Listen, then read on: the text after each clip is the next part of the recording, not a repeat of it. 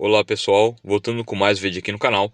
No vídeo de hoje nós vamos tratar sobre ações do setor agrícola com a alta da soja, dado a recente alta, da soja em suas cotações, e também, sobre todas as tensões e reuniões que houve entre o presidente americano e o presidente, chinês, tratando sobre acordos, comerciais. Então bora para o vídeo de hoje. Então, o contexto e relevância do tema, tá? As negociações de alto nível entre Estados Unidos e China, com foco nas tensões comerciais envolvendo soja, óleo de cozinha usado e entre outros produtos. Este momento crítico nas relações comerciais globais cria oportunidades e riscos significativos para investidores do setor agrícola, tá? Então, as empresas desse setor agrícola e de serviços operam na etapa inicial da cadeia global de suplementos e pode oferecer aos investidores crescimento de longo prazo, proteção contra inflação e diversificação de portfólio, características especialmente valiosas em tempos de incerteza econômica. Tá? Então, o panorama do mercado, ações em alta, as ações do setor agrícola, especialmente as de soja, dispararam, com otimismo sobre o possível acordo comercial, que teve a reunião recente, tratado, então tudo ainda a se formalizar, e a se concretizar de fato, nós temos também, diversas casas de análise identificaram, oportunidades estratégicas com diferentes níveis de exposição a essa guerra comercial, tá? Eu vou trazer algumas ações aqui para vocês, tá? Duas ações com recomendações fortes de compra e duas com recomendação de hold, de manter em carteira, tá? Segundo algumas casas de análises com base nesse relatório que eu trouxe aqui para vocês.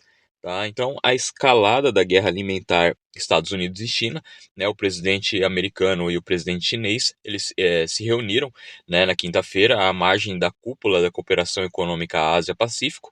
Então, as tensões estão altas e tréguas comerciais se expiram em 10 de novembro, mas também já saiu tratados de acordo, e possíveis negociações que foram derivados dessas reuniões ainda, encarece ainda de mais formalizar, todos esses tratados e acordos, tá? O principal ponto de conflito é o óleo de cozinha usado, UCO, o UCO, importado da China, tá? Que é usado, na produção, de biocombustível, entre outros produtos também, fora ainda o que a gente já relatou sobre terras raras, Então nós vemos a ameaça do óleo de cozinha usado, tá? Trump ameaçou proibir as importações de UCO da China depois que o país reduziu a compra de soja americana, tá?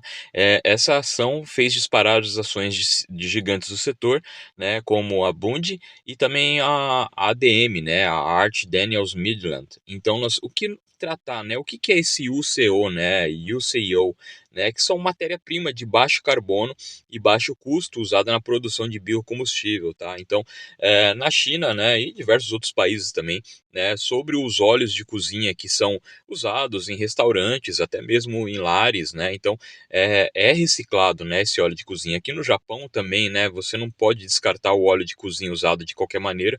Esse óleo ele é reciclado. No caso da China, ele é exportado, tá? Há uma política chinesa, da qual eles se beneficiam de exportar, esse óleo de cozinha usado para que outras indústrias venham usar na produção de biocombustível, tá? Há também um combate, contra a reciclagem ilegal desses óleos de cozinha, na China, porque muitos óleos de cozinha depois são reciclados de forma clandestina e acaba voltando, à mesa do consumidor chinês. Então isso traz toxinas, traz problemas de saúde. Então, como um dos atos, chinês para combater, essa reciclagem ilegal, grande parte é exportada, tá? Então, o impacto da escassez, obrigaria refinarias americanas a comprar óleo de soja em maior volume, e os beneficiários, então são, além da Bud, ADM e Cargill, as três maiores produtoras americanas, tá? Então atenção, nada nesse vídeo é recomendação de investimento, nós não damos nenhuma recomendação, trazemos estudos, análises, conteúdos para aprimoração, dos investidores aqui no Japão, e também convido a todos a participar do nosso grupo de Telegram com conteúdos diários. E se você já é um investidor e está tendo dificuldade na sua montagem da sua carteira, eu tenho uma aula chamada Portfólio Permanente, da qual vai te ajudar a estruturar um portfólio que seja eficaz e que seja de forma permanente para a sua carteira, tá? E se você está começando do zero, não sabe nada, eu tenho uma aula grátis aqui, né, no nosso canal. Eu vou deixar o link na descrição desse vídeo, né, da qual vai te trazer todo o conteúdo inicial para que você possa dar os primeiros passos a começar a investir aqui no Japão. Então, o desequilíbrio comercial significativo, até nós vemos que a China ela exportou em torno de um pouco mais de US$ 1 bilhão, né, de óleos de cozinha usado, e em contrapartida, né, a exportação da soja, né, americana, né, para a China são em torno de 12 bilhões, né, de soja crua para o país chinês, tá? Então, a estratégia chinesa, né, que pode se tornar sim um pivô para o Brasil, com isso a China tem fortalecido as suas posições estratégicas, redirecionando suas compras para a América do Sul, especialmente a soja brasileira, né, que hoje supre quase toda a sua demanda por soja, tá?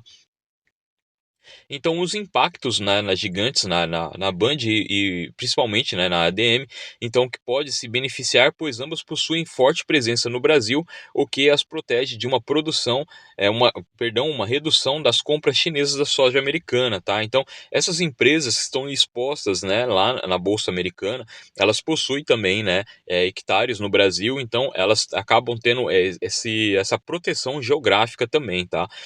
As operações diversificadas geograficamente reduzem a exposição ao risco comercial bilateral. O desafio analítico, a falta de dados detalhados por região torna difícil mensurar o impacto direto nos resultados financeiros, tá? Então, ainda é difícil de você mensurar, né, de forma vírgula por vírgula, né? Mas a gente já consegue ter uma grande dimensão dado a todas as propriedades dessas empresas, não só dentro dos Estados Unidos, como também fora do país.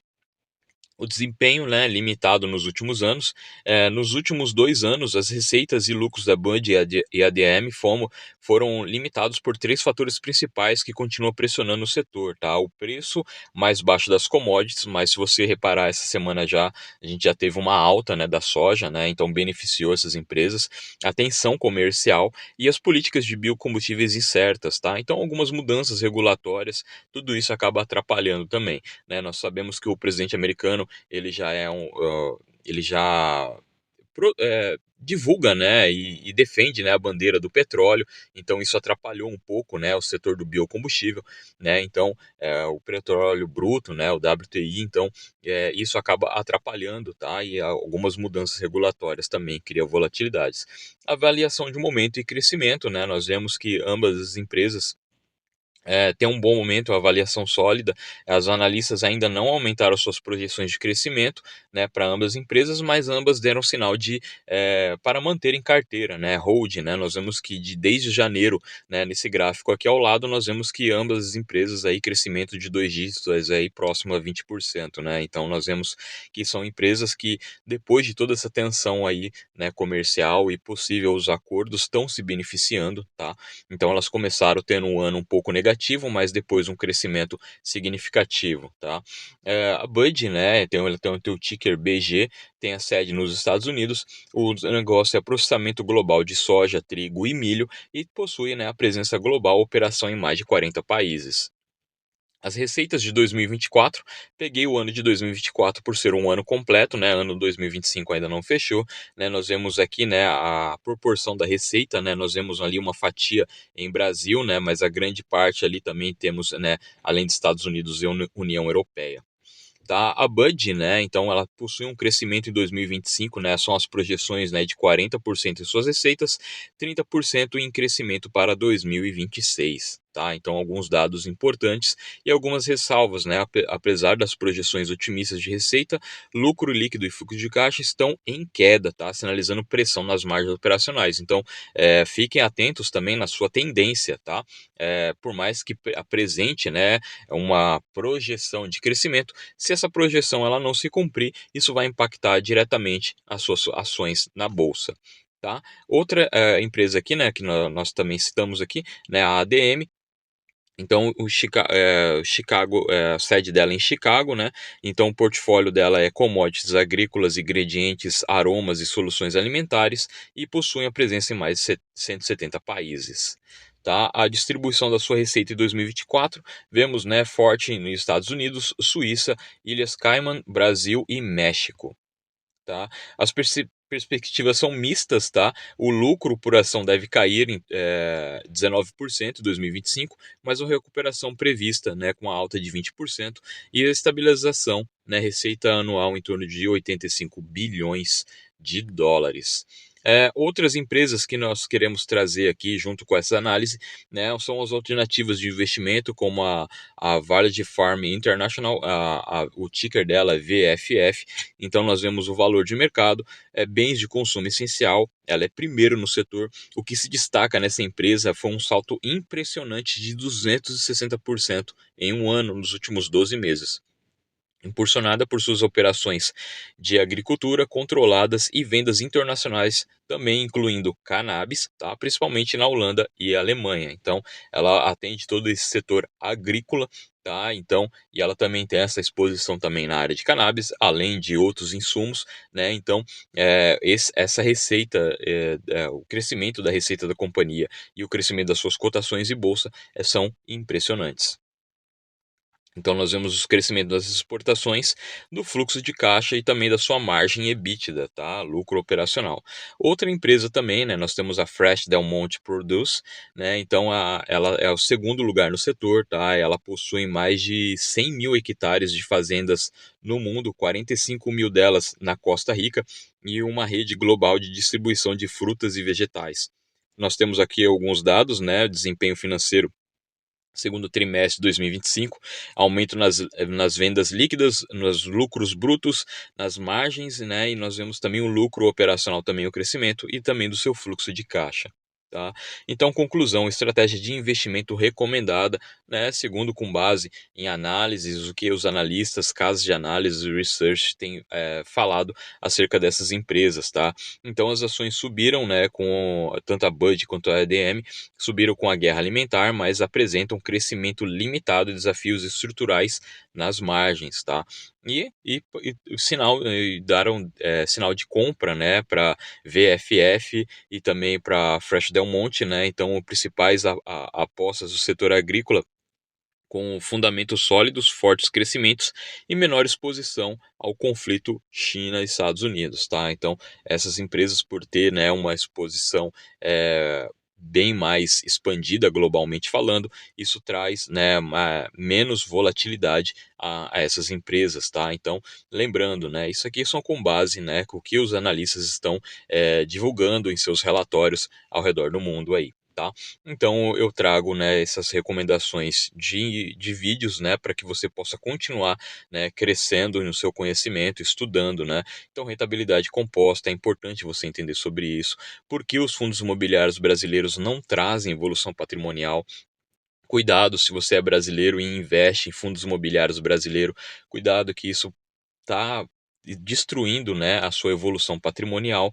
Também eu tenho um vídeo aqui falando, né, a verdade sobre o IDECO no Japão, que ninguém te conta, e também convido a todos a estar experimentando o nosso aplicativo de finanças, que é um aplicativo gratuito que vai te ajudar a organizar a tua vida financeira, tá certo, pessoal? O vídeo de hoje fica por aqui, nos vemos no próximo vídeo.